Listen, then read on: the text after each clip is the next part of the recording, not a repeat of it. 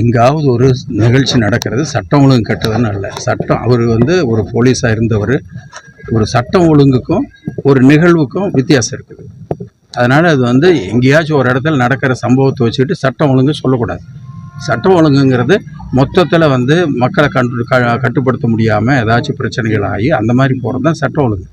இதில் எங்கேயாச்சும் 1-2 தகராறில் பிரச்சனையில் அந்த மாதிரி நடக்கிறதுங்கிறது எல்லா இடத்துலையும் நடக்கிறது தான். அது கட்டுப்படுத்த வேண்டும், அது நடக்கக்கூடாதுங்கிறது எங்கள் விருப்பம் தான். ஆனால் அதுவே சட்டம் ஒழுங்கே சரியில்லைன்னு சொல்கிறதுங்கிறது அது அவ்வளோ சரியான அப்ரோச் இல்லை. சார், விக்கிரவாண்டி இடைத்தேர்தல் ஈரோடு கிழக்கு தொகுதி மாதிரி ஒரு முறைகேடு நடக்க வாய்ப்பு இருக்குது. அதனால தான் நாங்கள் எலெக்ஷனில் நிற்கலை அப்படின்னு சொல்லி அதிமுக ஜெயக்குமார் ஸ்டேட்மெண்ட். ஈரோடு இடைத்தேர்தலில் ஒரு அத்துமீறலும் நடக்கலை, ஒரு தப்பும் நடக்கலை. ஜனங்க வர்றாங்க, வேண்டான்னு சொல்லணுமா? இல்லை, அவர் என்ன சொல்கிறாருன்னா ஆடு மாடு மாதிரி அடைச்சி வச்சுருக்காங்க. ஏங்க இது என்ன, இந்த மக்களில் இந்த காலத்தில் ஆடு மாடு மாதிரி யாரையாச்சும் அடைச்சி வைக்க முடியுமா? ஏதாச்சும் பேசணுங்கிறதுக்காக பேசுகிறாங்க. ஒன்றும் கண்ட்ரோல் பண்ணல, எங்கள் பின்னாடி தான் வராங்க. இன்னும் சொல்ல போனால் பல இடத்துல ஏன் எங்களை கூப்பிடலன்னு சண்டை. அவங்களுக்கு சரி இவ்வளோ பேர் உட்காடுறாங்களே, முதல்ல மரத்தடியில் உட்காந்தாங்க, ரோடு ஓரத்தில் உட்காந்தாங்க. இவ்வளோ பேர் உட்காடுறாங்களே, அவங்களுக்கு ஒரு நாள் அது இல்லைனாக்கா அதை கேட்பாங்க. இத்தனை பேர் உட்காந்தாங்களே, ஒரு பந்தல் கூட போட்டு அவங்களை உட்கார வைக்க முடியலையான்னு கேட்பாங்க. அதுக்காக பந்தல் போட்டுது. சரி, அவங்களுக்கு சாப்பிட்றதுக்குனாக்க சரி கொஞ்சம் ஒரு சாப்பிடும்போது ஒரு பாதுகாப்பு வேணுங்கிறதுக்காக சைடில் ஒரு கீத்து வச்சு தான் அடைச்சாங்க. அதுக்கு எதுக்கு சார் 8 அமைச்சர் 9 அமைச்சர் ஒரு ஒன்றியம் வாரியாக நியமனம் செய்துட்டாங்க? திருமங்கலம் ஃபார்முலா மாதிரி ஈரோடு ஃபார்முலான்னு எடப்பாடி ஸ்டேட்மெண்ட் கொடுத்துருக்காங்க. இது அச்சம் காரணமாக, தோல்வி பயம் காரணமாக அவங்க விலகிட்டாங்கன்னு நினைக்கிறீங்களா? இல்லை உண்மையிலேயே நீங்க ஒவ்வொரு கேள்வியும் கேளுங்க. இல்லை, எல்லாத்துக்கும் சேர்த்து நீங்க அமைச்சர்கள் அவங்க ஒன்றும் பெரிய வானத்திலிருந்து குதிக்கல. நாங்கள் கட்சிக்குள்ள இருந்து தான் மேலே வந்திருக்கோம். அதனால ஒரு கட்சிக்காரனாக தான் போய் வேலை செய்கிறோம், அமைச்சராக போய் செய்கிறோம். அதை ஏன் அப்படி நினைக்கிறீங்க? ஒரு ஐஏஎஸ் ஆஃபீஸர் செஞ்சால் நீங்கள் சொல்லலாம். இந்த கட்சியில் இருக்கிற ஒரு உறுப்பினர், அந்த உறுப்பினர் தான் அமைச்சர். அப்போ நீங்கள் அமைச்சர் அல்லாத எத்தனையோ கட்சிக்காரர் செஞ்சாங்க. அவங்கள பற்றி நீங்கள் கேட்குறதே இல்லை. இது ஒரு அடையாளம் தெரியறதுக்காக சொல்றீங்க. பின்னால ஒரு அதிகார வட்டம் இருக்குது. அந்த அதிகார வட்டத்தில உள்ளே கொண்டு வரல. அதுக்கு சட்டத்திட்டம் இருக்குல்ல.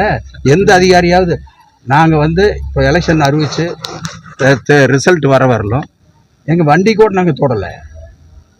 ஒரு அதிகாரி நாங்கள் கூப்பிட்டு பேசலை. அப்போ எடப்பாடியார் தோல்வி பயம் காரணமாக கூட்டணி விளைவிக்கிறான்னு நினைக்கிறீங்களா? அது அவருடைய இன்டைரக்டா பிஜேபி கூட்டணியை ஆதரிக்கிறான்னு நினைக்கிறீங்களா? ஆமா, நீங்களே எல்லாம் தெரிஞ்சு வச்சிருக்கிறீங்க. அதனால அவங்களுக்கு யாரோ வந்தாலும் பரவாயில்ல, திமுக வரக்கூடாது அப்படிங்கிற ஒரு எண்ணம் இருக்கலாம், அந்த மாதிரி இருக்கலாம். ஆனால் திராவிட முன்னேற்ற கழகம் அங்கே ஒரு நல்ல வெற்றியை பெறும். அதற்கு காரணம் எங்களுக்கு இருக்கிற திமிரில் நாங்கள் பேசலை, அங்கே இருக்கிற ஜனங்களுடைய உணர்வை நாங்கள் மனசில் வச்சுட்டு பேசுகிறோம். இல்லைன்னா 40 தொகுதியும் இருக்கிறதுக்கான வாய்ப்பே கிடையாது. 40 தொகுதி திருப்தியினால் வாக்களித்திருக்கார்கள் மக்கள்னு முதலமைச்சர் நேற்று பேசினாரு. அதே திருப்தியில விளவங்கோட்லையும் ஜெயிக்கிறதுக்கான வாய்ப்பு உங்களுக்கு தான் பிரகாசமா இருக்குது. ஏன் அச்சம் காரணமாக இத்தனை படைகளை திரட்டிட்டு இல்லைங்க?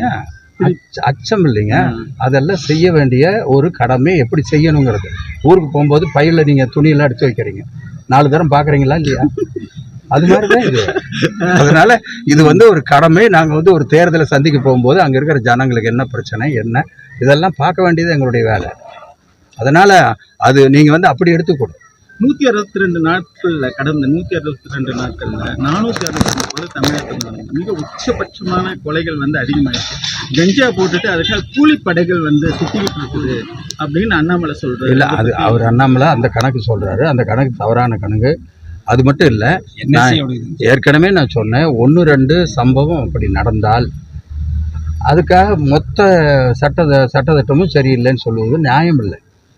அது ஒரு காலகட்டத்தில் கொஞ்சம் கூடுது, அப்புறம் அது குறையுது, அந்த மாதிரி மாறி மாறி இருக்கு. நீங்கள் போன வருஷம் பார்த்ததுன்னா வேற மாதிரி இருந்திருக்கும். அதனால அது ஒரு பிரச்சனை. ஒரு கேள்வி, ஹைகோர்ட்டில் நீங்கள் சப்மிட் பண்ண ரிப்போர்ட்டில் பொதுப்பட்டுகளை பெற்றுக்கொண்டு 10 ரூபாய் தரதில்ல 232 262 கோடிக்கு ஒரு ரிப்போர்ட் நீங்க சப்மிட் பண்ணீங்க. அதுல நிறைய முரண்பாடுகள் இருக்குது, சரியா போய் கொண்டு வாங்க, நீங்க சொன்னது தவறுன்னு ஹைகோர்ட் சொல்லிடுச்சு. அதை பத்தி என்ன சொல்றீங்க? இல்லை, அதாவது பரிச்சாத்தமா சில இடத்துல தான் அது பண்ணுது. அதை அவங்க அதுக்குன்னு ஒரு டெபாசிட் கொடுத்துட்டு போயிடுறாங்க. வந்து ரிட்டர்ன் பண்ணும்போது அந்த டெபாசிட்டை வந்து ரீஃபண்ட் பண்ணும். ஆமா. அது மாதிரிலாம் ஏதாச்சும் ரீஃபண்ட் ஆகலைன்னா எங்களுக்கு கம்ப்ளைண்ட் பண்ணுறாங்க, இம்மீடியட்டாக நடவடிக்கை எடுக்கிறோம். இதெல்லாம் பண்ணிகிட்டு இருக்கோம். இது எதுக்காக? இதை பேசாமல் விட்டுறலாம், அதை பற்றியே வந்து அந்த டெபாசிட் அதெல்லாம் வேண்டாம்னு சொல்லிடலாம். இது வந்து பல இடத்துல வந்து விவசாய நிலத்தில் அங்கங்கே போய் போட்டுடுறாங்க. அதை கண்ட்ரோல் பண்ணுங்கிறதுக்காக தான் இந்த மாதிரி பண்ணுது. அதனால் அதில் ஏதாவது தவறுகள் இருந்ததுன்னா அதெல்லாம் ஒழுங்கு பண்ணுறதுக்காக தமிழகம் முழுக்க அமலாக்க சொல்லியிருக்குது. நாங்கள் வந்து 4 இடத்துல வந்து இப்போ பண்ணுறோம்.